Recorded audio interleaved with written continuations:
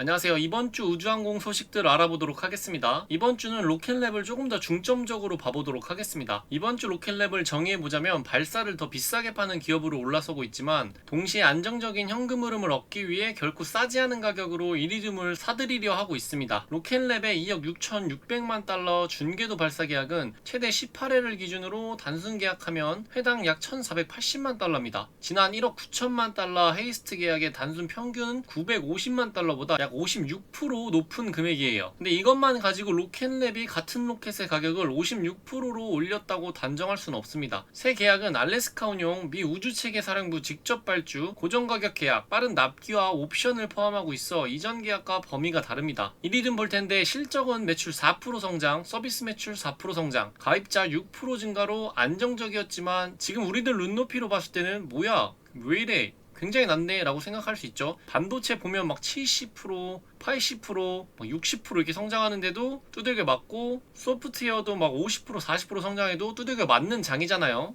그래서 이거 자세히 볼 거고, 운영 에비타는 2%로 줄였지만 52.9%의 높은 마진을 유지했습니다. 즉 로켓랩이 사려는 것은 고성장 기업이라기보다 반복 매출과 현금 흐름, 주파수, 정보 고객을 가진 전략 자산에 가깝습니다. 그래서 이게 합쳐졌을 때 어떤 시너지가 나올지 뒤에서 좀 보겠습니다. 이제 소식 보도록 하겠습니다. 로켓랩 2억 6,600만 달러 신규 국방 계약을 맺었습니다. 이제 7월 21일 날 미국 전쟁부에 계약건이 떴습니다. 그래서 오늘 7월 27일 장에 뜬 소식이 21일 날 이미 나왔던 계약 확정 짓는 한 번 더 공표했던 소식이라고 보시면 됩니다. 이제 미국 국방부는 7월 21일 로켓랩에 2억 6,600만 달러 규모의 고정가격 계약을 부여했다고 발표했습니다. 계약 내용은 다음과 같았는데 계약 금액은 2억 6,600만 달러, 계약 형태는 고정가격 완료형입니다. 기본 물량은 준궤도 발사체 12기, 옵션으로 추가 발사 6회, 최대 물량 총 18회입니다. 수행 장소는 알래스카 태평양 우주 발사단지예요. 완료 예정은 28년 12월 31일이고요. 세 곳과 경쟁해서 경쟁 입찰을 받았고요. 수입 예산은 1억 1,200만 달러입니다. 발주 기간은 미 우주체계 사령부. 계약 번호는 여기 있으니까 이걸로 확인해보면 나와 있습니다. 이번 계약을 기본 12회와 옵션 6회를 모두 포함한 최대 18회로 나누면 회당 약 1,478만 달러입니다. 이는 20회 헤이스트 계약의 단순 평균 950만 달러보다 약 56% 높고 안드릴 3회 계약의 평균 1,000만 달러보다 약 48% 높습니다. 이제 커뮤니티에서는 12회 물량만으로 총액을 나눠서 회당 2,217만 달러라고 말하시는 분들도 꽤나 많았었는데, 이 숫자로 말하기에는 이제 과대평가라고 할 수 있습니다. 그리고 또 하나, 집행 예산이 수주 당시 집행된 1억 1,200만 달러를 12회로 나눠 회당 933만 달러라고 보는 것도 잘못됐다라고 봅니다. 집행 예산은 계약 단가가 아니라 계약 체결 시점에 정부가 우선 의무화한 연구개발 예산이기 때문입니다. 그래서 이걸로 또 안 좋게 보는 분도 있고 이걸로 너무 과대평가하시는 분도 있어서 같이 정리해봤고요. 계약 단가 비교해보자면은 저번에 이제 20회 헤이스트 발사 계약했던 건 단순 평균 950만 달러고요. 총액은 1억 9천만 달러. 안드릴 헤이스트 계약은 총액 3천만 달러고 3회입니다. 단순 평균 1,000만 달러고요. 이번 신규 계약은 총액이 2억 6,600만 달러로 최대 18회 약 1,478만 달러로 보면 될 것 같습니다. 이제 그럼 단순 평균 계약 금액이 높아진 이유를 보자면은 이전 계약과 발주 구조가 다릅니다. 1억 9천만 달러 계약은 크라토스가 이끄는 마하 2.0 프로그램 아래 4년 동안 헤이스트 20회를 제공하는 대량 구매 계약이었습니다. 이번 계약은 미 우주체계 사령부가 직접 관리하는 고정가격 완료형 계약입니다. 발주 기간, 계약 방식, 수행 장소와 책임 범위가 전부 다릅니다. 따라서 같은 헤이스트 한 대를 단순히 더 비싸게 판매한 계약이라고 보기 어렵습니다. 다음으로 알래스카에서 수행됩니다. 기존 공개 헤이스트 발사는 주로 버지니아 발사단지에서 진행됐고, 이번 계약은 알래스카의 태평양 우주 발사단지에서 수행하게 됩니다. 새로운 발사 장소에서는 발사체 운송, 발사장 통합, 통신 추적 장비, 안전체계, 발사구역 운영과 인력 이동 비용이 추가될 수 있습니다. 다만 미국 정부는 로켓랩이 알래스카에 새로운 발사대를 건설한다고 공식적으로 밝히진 않았습니다. 따라서 미 정부가 로켓랩에 새 발사대를 지어준다고 단정해서는 안됩니다. 다음은 최대 18회를 약 2년 반 안에 수행해야 합니다. 기존 마하 계약은 20회를 4년에 걸쳐 수행하는 구조였고, 이번 계약은 28년 말까지 최대 18회를 완료해야 합니다. 옵션까지 모두 행사되면 기존 계약보다 연간 발사 속도가 더 빨라질 수도 있어요. 빠른 준비, 발사체 생산 능력 확보와 일정 차질 위험이 고정 가격에 반영됐을 가능성이 있습니다. 그래서 어쨌든 밀리면 안 된다, 일정이. 그리고 다음으로 단순 로켓 공급 외에 범위가 포함되어 있을 수도 있습니다. 준궤도 시험 발사는 발사체만 제공한다고 끝나는 사업이 아닙니다. 시험체와 탑재체 통합, 시험 궤적 설계, 원격 측정과 데이터 수집, 발사구역 안전, 보안 및 기밀 요건, 임무별 발사체 개조, 발사 후 데이터 지원 등이 들어갈 수 있습니다. 공식 발표에는 세부 범위가 공개되지 않았으므로 높은 평균 금액 중 얼마가 로켓 가격이고 얼마가 임무 지원 비용인지는 확인되지 않았습니다. 다음은 고정 가격 계약에 따른 위험 프리미엄입니다. 고정 가격 계약은 비용이 예상보다 늘어나더라도 일반적으로 계약자가 그 부담을 떠안을 가능성이 큽니다. 로켓랩 입장에서는 28년까지 인건비, 부품비와 발사장 비용 변동 위험을 계약 가격에 반영할 필요가 있습니다. 이제 이 정부랑 고정 가격에서 가장 피해를 많이 봤던, 제가 알고 있는 건 보잉이 진짜 많은 피해를 봤습니다. 제가 예전에 보잉도 오랜 기간 투자해서 수익을 많이 냈었던 기업이기 때문에 잘 알고 있는데, 이제 대통령 비행기를 고정 가격에 좀 너무 싸게 계약했는데 이게 계속 밀리고 뭐가 밀리고 인증도 밀리고 문제가 많았잖아요. 그래서 여기에 들어간 엄청난 손해비용이 있어서 이것 때문에 보잉도 참 고생을 많이 했었습니다. 그래서 그런 것과 비슷하다라고 보시면 됩니다. 이번 계약에는 3개 업체가 제안서를 제출했어요. 따라서 로켓랩이 경쟁 없이 독점적으로 원하는 가격을 받은 계약은 아니었습니다. 쉽게 말하면 회당 단순 평균 금액이 약 56% 높아진 것은 맞습니다. 하지만 같은 로켓에 가격표만 56% 올린 것이 아니라 알래스카 운용, 빠른 발사 속도, 임무 통합, 고정 가격 위험, 옵션 구성까지 포함된 더 넓은 계약일 가능성이 큽니다. 시사점으로 이번 계약에서 가장 중요한 것은 단순 평균 단가보다 로켓랩이 미 우주체계 사령부로부터 직접 최대 18회의 단연 계약을 따냈다는 점입니다. 헤이스트가 실험적인 파생형 로켓을 넘어 미국의 극초음속 시험 인프라 가운데 하나로 자리 잡고 있으며 수주 당시 1억 1200만 달러가 집행된 것은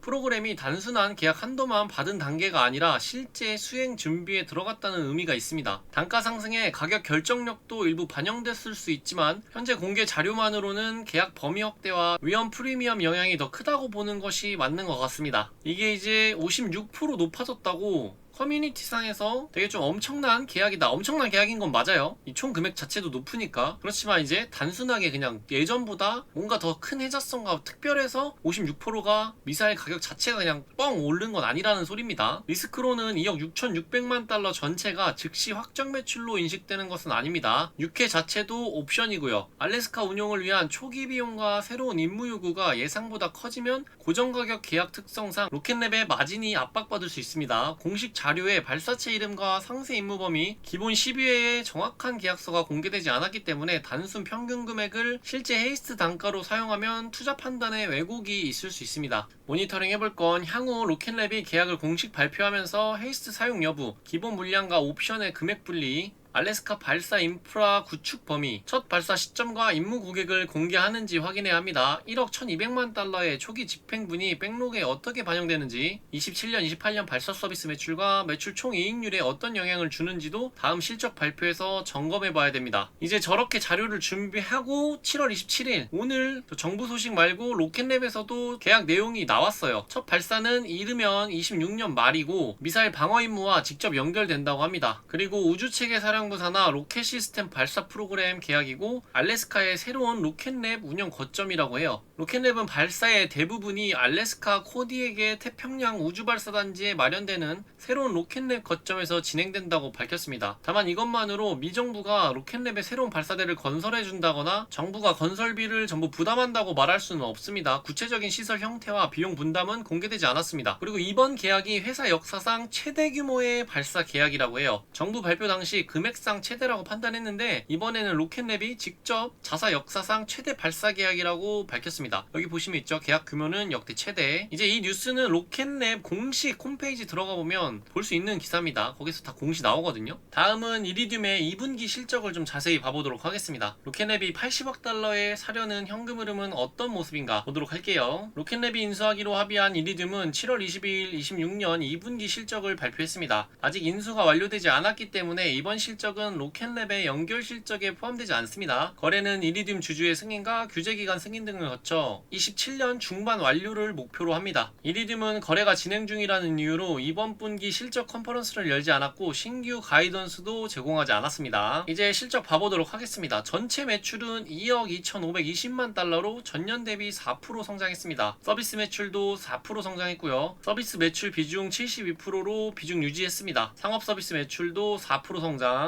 미국 정부 서비스 매출 3% 성장, 장비 매출 7% 성장, 엔지니어링 지원 매출 3% 성장. 이제 보자면은 서비스 매출이 가장 높고요. 1억 6,130만 달러로 상업 서비스 매출이 다음입니다. 1억 3,370만 달러입니다. 그리고 이제 미 정부 매출부터는 낮아요. 2,760만 달러, 장비 매출 2,080만 달러, 엔지니어링 지원 매출 4,310만 달러입니다. 운영 에비타 1억 1,910만 달러로 전년 대비 마이너스 2% 소폭 하락했고요. 운영 에비타 마진도 52.9%로 소폭 하락했습니다. 전년 대비. 순이익 970만 달러, 전년에는 2,200만 달러였습니다. 많이 내려왔죠. 유료 가입자 262만 7천명, 6% 증가했고요. 분기 자본적 지출 2,180만 달러로 증가했습니다. 순부채 약 15억 9천만 달러로 감소했고요. 순부채 에비타도 3.3배, 1분기는 3.4배였습니다. 매출과 가입자 흐름은 안정적이었어요. 순이익이 절반 이상 감소한 것은 핵심 사업 악화보다는 로켓랩 거래와 다른 전략적 거래에 투입된 비용이 크게 증가한 영향이었습니다. 운영 에비타 2% 감소한 이유도 매출 부진보다는 연간 성과급 지급 방식을 주식과 현금 혼합 방식에서 전액 현금 지급으로 변경하면서 관련 비용이 390만 달러 증가한 영향이 컸습니다. 사업별로 보면 성장과 정체가 나뉘는데 사물인터넷은 가장 확실한 성장축입니다. 상업 사물인터넷 매출은 4,710만 달러로 5% 증가했고 가입자는 209만 1000명으로 9% 증가했습니다. 이리듐 가입자 증가의 대부분은 자산 추적, 산업장비, 물류, 해양과 원격 센서에서 사용되는 저용량 사물인터넷에서 나왔습니다. 가입자는 9% 늘었는데 매출은 5% 증가했다는 점은 가입자당 매출이 낮아지고 있음을 의미합니다. 실제 사물인터넷 가입자당 월 평균 매출은 7.64달러로 전년보다 2% 감소했습니다. 다음 음성 데이터는 가입자보다 가격 인상이 성장 동력이었습니다. 상업 음성 데이터 매출은 5,840만 달러로 3% 증가했지만 가입자는 40만 2천명으로 3% 감소했습니다. 가입자당 월 평균 매출은 49달러로 7% 상승했고요. 가입자 감소를 전년도 가격 인상 효과가 상쇄한 구조입니다. 다음 광대역은 약한 부분이었는데 상업 광대역 매출은 1,170만 달러로 8% 감소했습니다. 가입자는 1만 6천명으로 2% 줄었고 월 평균 매출도 243달러로 7% 하락했습니다. 스타링크와 다른 고속인터넷 서비스가 확대되는 가운데 이리듐의 전통적인 광대역 사업은 구조적인 압박을 받고 있어요. 다음 정부 매출입니다. 가입자가 줄어도 계약 단가로 성장했습니다. 미국 정부 서비스 매출은 2,760만 달러로 3% 증가했어요. 반면 정부 유료 가입자는 11만 8천명으로 8% 감소했습니다. 매출이 늘어난 이유는 미국 정부와의 향상된 이동 위성 서비스 계약에서 계약된 요율 인상이 적용됐기 때문입니다. 이리듐은 해당 계약이 27년 3월까지 미 우주군과 갱신될 것으로 기대하고 있습니다. 그럼 이제 이 이리듐 로켓랩이 제시한 기업 가치는 약 80억 달러였거든요. 2분기 실적을 단순 연환선하면 다음과 같습니다. 기업 가치 연환산 매출 약 8.9배수입니다. 기업 가치와 연환산 운영 에비타로 했을 때는 약 16.8배고요. 기업 가치를 상반기 잉여 현금 흐름 단순 연환산하면 약 29.9배입니다. 이는 엄밀한 인수 밸류에이션이 아니라 2분기와 상반기 실적을 단순 연환산한 참고치입니다. 계절성 향후 에어리언 연결 실적, 비용 시너지와 위성 교체 투자는 반영하지 않았습니다. 그럼에도 현재 실적만 놓고 보면 이리듐을 싸게 샀다고 보기는 어렵습니다. 매출 성장률은 4%이고 운영 에비타는 2% 감소했습니다. 로켓랩은 단기 성장률보다 이 주파수와 통신망, 정부 고객 가입자 기반과 차세대 위성망을 직접 통제할 수 있다는 전략적 가치의 높은 가격을 지불한 거라고 보시면 돼요. 이 기업의 이런 가치보다 숨은 저런 가치에 좀 더 많은 돈을 쳐줬다고 볼 수 있습니다. 이제 이리듐도 에어리언이라는 여기를 인수했습니다. 그래서 이 인수로 부채가 더 늘어났습니다. 이리듐은 7월 2일 위성 기반 항공기 감시 기업인 에어리언의 나머지 지분을 약 3억 6,670만 달러로 인수했습니다. 이 거래로 다음과 같은 자금 부담이 발생했는데 현금 지급 약 1억 8,340만 달러, 1년 만기 무이자 매도자 대출 1억 8,340만 달러, 리볼빙 대출 1억 달러 인출, 에어리언 기존 부채 약 1억 5,470만 달러까지 떠안았습니다. 에어리언은 향후 연한선 서비스 매출 최소 1억 달러와 운영 에비타 3천만 달러를 추가할 것으로 예상됩니다. 다만 거래가 2분기 말 이후 완료됐기 때문에 이번 2분기 매출과 운영 에비타에서는 에어리언 연결 실적이 포함되지 않았습니다. 쉽게 말하면 이리듐은 폭발적으로 성장하는 기업은 아니지만 매출의 72%가 반복 서비스고 운영 에비타 마진이 50%를 넘는 현금 창출 기업입니다. 로켓랩은 이 현금 흐름과 주파수, 가입자, 정보 고객을 사는 대신 높은 인수 가격과 이리듐의 기존 부채까지 함께 떠안게 됩니다. 확실히 그냥 봤을 때, 단순하게 딱 그냥 봤을 때 어떤 게 느껴지시나요? 좀 뭔가 부담스러운 인수로 좀 보여질 수 있습니다. 이 이리듐이라는 덩치를 끌어안을 때 좀 이런 것들이 많이 껴있기 때문에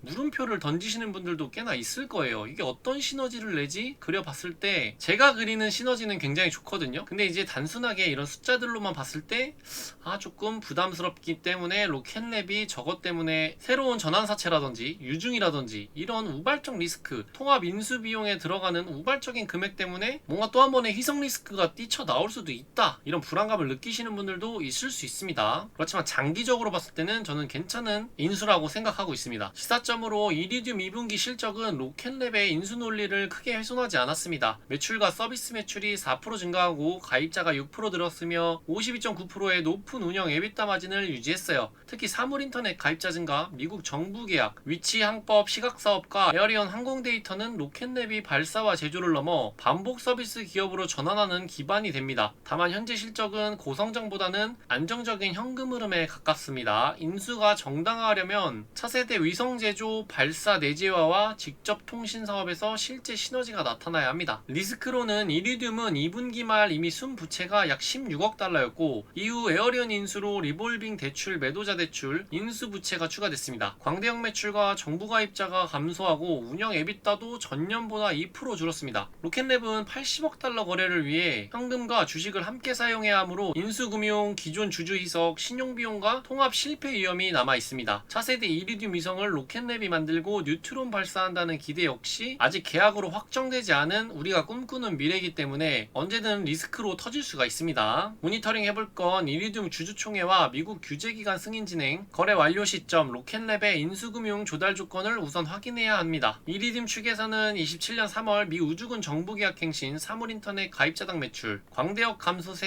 에어리언 연결 후 부채와 에비타 변화를 봐야 합니다. 거래 완료 후에는 차세대 이리듐 위성망 설계와 로켓랩 우주 시스템 뉴트론이 실제 공급자로 지정되는지가 인수 가격을 정당화할 핵심 지표입니다. 이제 로켓랩에 최근에 좋은 소식 반영 안 된 것들은 모두 이 뉴트론이라는 뒤에 그림자가 숨어 있습니다. 그래서 지금 반영 안 돼서 주가가 내려왔다고 아쉬워하지만 이 뉴트론이 성공하면 여기에서 이제 못 받았던 그런 호재 반영을 여기서 해줄 수도 있기 때문에 우리가 계속 지켜봐야 될 건 이 뉴트론입니다. 이제 멤버십 종목 점검에서도 다루겠지만 뉴트론 이제 새로운 테스트 뭔가 깔짝깔짝 거리고 있는 게 좀 영상에 잡혔거든요. 거기 근처 막 돌아다니면서 매번 방문해서 어떻게 돼가고 있는지 실제로 보면서 영상 올리는 분들이 있어요. 뭔가 대단한 건 아니지만 뭔가 계속 조금씩 깔짝깔짝 하고 있더라고요. 그래서 조금씩 변화 있는 것들, 그것과 함께 이번 주 종목 얘기 좀 다뤄보도록 하겠습니다. 멤버십에서. 이제 다음은 스페이스X 소식입니다. 스타쉽 13차 제도전에 성공했죠. 위성 20기 배출과 상단 온전한 착수 성공했어요. 근데 이제 부스터는 실패했습니다. 이번에 스타쉽이 13차였는데 간단하게 1차부터 13차 발사되는 장면 합쳐놓은 영상 간단하게 보고 소식 보도록 하겠습니다.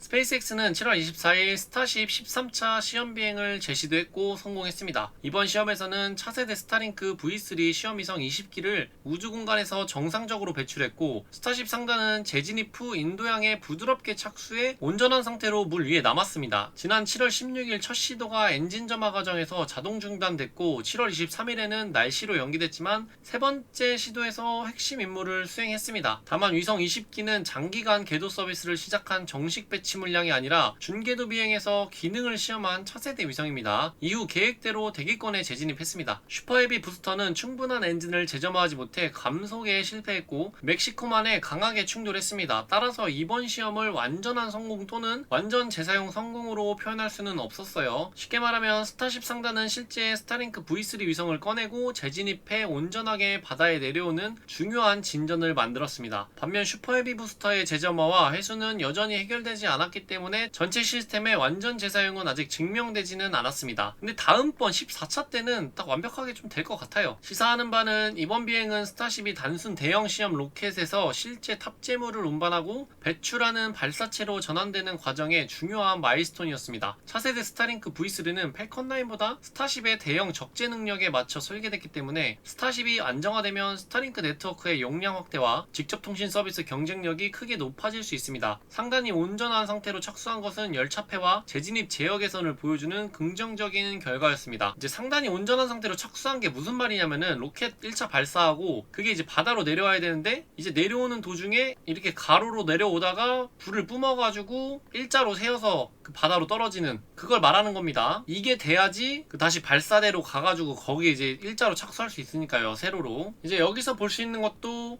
ASTS의 이제 경쟁자인 스타링크, 차세대 V3 스타링크가 좀 잘 되면 직접 통신 서비스가 경쟁력이 높아지거든요. 이랬을 때 이제 위협받는 곳이 ASTS입니다. 그리고 이제 팰컨9, 스페이스X에서 팰컨9 앞으로 이제 민간 기업이라든지 이제 발사해서 여기 실는 그런 계약을 받지 않는다라고 했다라고 합니다. 그럼 이제 로켓랩한테는 기회가 될 수도 있어요. 근데 그 기회를 따내려면 결국에는 뉴트론이 잘 성공해줘야 되고 상업적으로 빠르게 좀 나와줘야 합니다. 그래야 이거를 받아먹을 수 있거든요. 그래서 그런 것들은 조금 더 뭔가 명확해지면 정리해서 한번 다뤄보도록 하겠고요. 리스크 보자면 슈퍼헤비 부스터가 착수 과정에서 엔진 재점화에 실패한 것은 완전 재사용 일정이 아직 불확실하다는 의미입니다. 이번 위성 배출도 영구적인 궤도 배치가 아닌 준궤도 시험이었으며 실제 대량 위성 배치와 발사대 기환 타워 포획까지는 추가 검증이 필요합니다. 스페이스X의 주가가 기술 진전에도 주간 약 7% 하락한 것은 시장이 스타쉽의 장기 잠재력뿐만 아니라 상장 이후 밸류에이션과 수급 부담을 함께 반영하고 있음을 보여줍니다. 뭐 이제 제 영상을 오래 보신 분들은 아시겠지만 스페이스X 상장 전부터 너무 높은 밸류여서 이건 상장하고 나서 초반에는 올라갈 수 있지만 그게 유지되기는 좀 힘들 것 같다, 그래서 조정을 받을 것 같다라고 했던 모습이 지금 여실히 좀 보여지고 있습니다. 일단 제 생각에는 스페이스X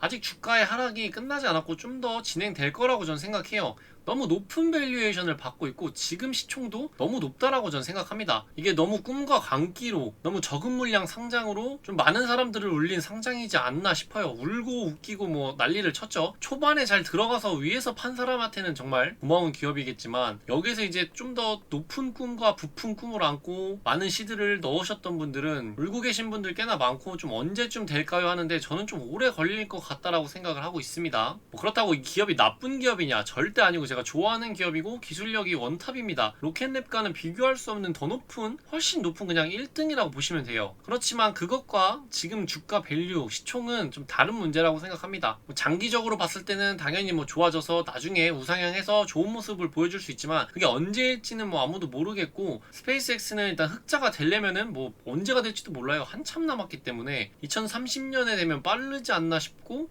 또 근데 모르죠, 어떻게 될지는. 그렇게 된다 한들 너무나 많은 돈을 벌어야지 지금 주가가 정당화될 수 있기 때문에 개인적으로는 뭐 잘 되길 바라고 이게 잘 돼야 로켓도 잘 되고 우주주 전반이 좋아지겠지만 그럼에도 좀 부담스러운 가격이긴 한 것 같습니다. 모니터링 해볼 건 다음 시험에서 슈퍼헤비 부스터의 엔진 재점화와 통제된 착수가 개선되는지, 스타쉽 상단의 궤도 진입과 지상 기한 시도가 언제 시작되는지 확인해야 합니다. 차세대 스타링크 V3 위성의 실제 상업 배치 시점, 우주공간 랩터 엔진 재점화와 나사의 달 착륙선 일정도 함께 봐야 할 것 같습니다. 다음은 미 우주군 발사 계약 한도 56억 달러에서 170억 달러로 늘었고 로켓랩에 열린 시장도 3배 커졌습니다. 미 우주군은 국가안보 우주발사 3단계 레인 1 계약의 한도를 기존 56억 달러에서 170억 달러로 확대했습니다. 당초 30회에서 60회로 예상됐던 임무수는 약 170회로 늘어났고 우주군은 특정 프로그램 하나 때문이 아니라 미사일 경보, 추적, 데이터 전송, 이동 표적 감시와 우주 영역 인식 등 광범위한 정부 소유가 증가한 결과라고 설명했습니다. 현재 레인 1 공급업체는 다음 7개사입니다. 스페이스X, 유나이티드 론치 얼라이언스, 블루 오리진, 로켓랩, 스토크 스페이스, 렐러티비티 스페이스, 임펄스 스페이스입니다. 로켓랩이 공급업체 풀에 포함됐다는 사실은 기회지만 170회의 일정한 지분을 자동으로 확보한 것은 아닙니다. 실제 매출은 향후 개별 과업계약 경쟁에서 이겨야 발생합니다. 쉽게 말해서 미국 정부가 앞으로 사야 할 발사 횟수 자체가 크게 늘었습니다. 하지만 로켓랩이 170회 가운데 몇 회를 따낼지는 뉴트론의 실제 비행과 인증, 가격 경쟁력에 따라 결정됩니다. 시사점으로 레인1 계약 한도 확대는 로켓랩의 뉴트론을 포함한 신규 발사체가 진입할 수 있는 국가 안보 발사 시장이 예상보다 빠르게 커지고 있다는 뜻입니다. 이번 2억 6,600만 달러 준궤도 계약까지 더해지면서 미국 정부가 궤도 발사와 극초음속 준궤도 시험 모두에서 공급자 다양화를 추진하고 있다는 흐름도 확인됐습니다. 뉴트론이 비행과 인증을 마치면 로켓랩은 일렉트론 헤이스트 뉴트론을 통해 정부 발사 수요를 여러 층에서 받을 수 있습니다. 리스크로는 170억 달러는 로켓랩이 받은 계약액이 아니라 7개 공급업체가 경쟁하는 계약액 최대 한도입니다. 실제 발주가 한도에 미치지 못할 수 있고 스페이스X, ULA, 블루오리진 등 이미 비행 실적이 있는 사업자가 초기 물량을 가져갈 가능성이 큽니다. 뉴트론이 지연되거나 인증에 실패하면 로켓랩은 시장 확대에 직접적인 수혜를 제때 받지 못할 수도 있습니다. 모니터링 해볼 건 향후 레인1 개별 과업계약의 발주 시점과 사업자별 배분, 뉴트론 첫 비행과 우주군 인증 절차를 확인해야 합니다. 레인2 고신뢰 임무 진입 가능성, 골든돔과 우주개발청 위성군이 실제로 몇 회의 발사 수요를 만드는지도 장기적으로는 중요하기 때문에 같이 체크해봐야 합니다. 이제 정리하고 맞춰보자면은 로켓랩은 비싸게 파는 능력과 비싸게 사는 판단력을 동시에 검증받습니다. 이번 주 로켓랩의 신규 국방 계약은 로켓랩의 중궤도 국방 발사 역량이 미국 정부의 중요한 자산으로 올라서고 있다는 점을 보여줬습니다. 최대 18회 기준 단순 평균 금액은 기존 헤이스트 대량 계약보다 크게 높아졌습니다. 지금 소식들을 계속 접하시는 분들은 알겠지만 미국과 중국 정부에서 우주 산업에 계속된 투자와 지원을 아끼지 않고 있습니다. 여기에서도 패권 전쟁이 좀 붙었다라고 볼 수 있어요. 이미 이건 28년 달기지 가지고도 티격태격 여기서 벌써 패권 다툼 중이죠. 다만 이를 곧바로 가격 결정력 강화로 결론 내리기보다 알래스카 운용과 임무 통합, 빠른 일정, 고정 가격 위험을 함께 봐야 합니다. 그럼에도 미 우주체계 사령부가 로켓랩에 직접 단연 계약을 맡겼다는 사실은 로켓랩이 미국의 극초음속, 준궤도 시험 인프라에서 입지를 확대하고 있다는 의미가 있습니다. 반면 이리듐 실적은 로켓랩이 사려는 자산의 성격을 분명하게 보여줬습니다. 매출이 폭발적으로 성장하는 기업은 아니지만 매출의 72%가 반복 서비스이고 운영 에비타 마진은 50%를 넘습니다. 상반기에는 약 1억 3,400만 달러의 단순 잉여 현금 흐름을 만들었습니다. 로켓랩은 단순 성장률보다 전 세계적으로 조정된 L밴드 주파수 262만 명 이상의 가입자, 미국 정부 고객과 향후 차세대 위성망의 내부 수요에 돈을 지불하고 있습니다. 결국 향후 로켓랩 투자 판단은 계약 총액이나 인수 뉴스만으로는 끝나지 않습니다. 국방계약에서 실제 마진을 남길 수 있는지, 이리듐의 부채와 인수 금융을 감당하면서 뉴트론 개발을 계속할 수 있는지, 차세대 이리듐 위성망을 로켓랩의 제작 부품 발사 매출로 연결할 수 있는지가 중요합니다. 로켓랩은 지금 발사를 더 비싸게 팔 수 있는 기업인지, 동시에 전략 자산을 적절한 가격에 살 수 있는 경영진인지 두 가지를 함께 검증받는 구간이고, 지금 뉴트론이라는 아주 큰 기업의 이제 운명을 가룰 그런 검증도 기다리고 있습니다. 이게 가장 좀 중요합니다. 이런 인수보다. 그래서 이번 실적 발표 정말 기대가 많이 되고 있고